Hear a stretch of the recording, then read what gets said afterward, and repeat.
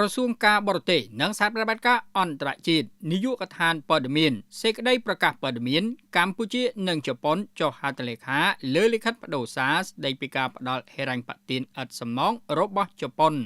នៅថ្ងៃទី20ខែមីនាឆ្នាំ2025អាដាមប្រាក់សុខុនឧបនាយករដ្ឋមន្ត្រីការបរទេសនិងសហប្រតិបត្តិការអន្តរជាតិនិងអាដាមអ៊ូអេណូអាត់ស៊ូស៊ីឯកអគ្គរដ្ឋទូតវិសាមញ្ញនិងពេញសមត្ថភាពនៃប្រទេសជប៉ុនប្រចាំកម្ពុជាបានចុះហត្ថលេខាលើលិខិតបដូរសារនិងឯកសារពាក់ព័ន្ធដូចខាងក្រោម1ហិរញ្ញប្បទានឥតសំណងរបស់រដ្ឋាភិបាលជប៉ុនដែលមានទឹកប្រាក់ចំនួន$1166 លានយេនប្រមាណ$8.3 លាន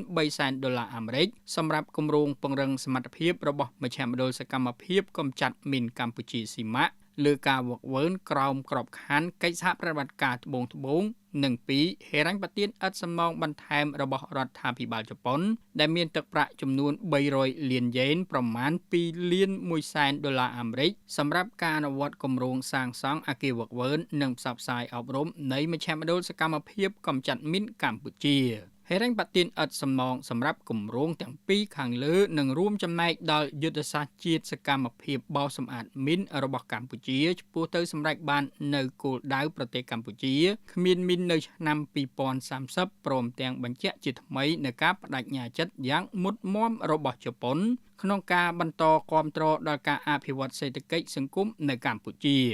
ថ្ងៃប្រហ័ស700ខែផលគុណឆ្នាំរោងឆស័កពុទ្ធសករាជ2568រាជធានីភ្នំពេញថ្ងៃទី20ខែមិនិនាឆ្នាំ2025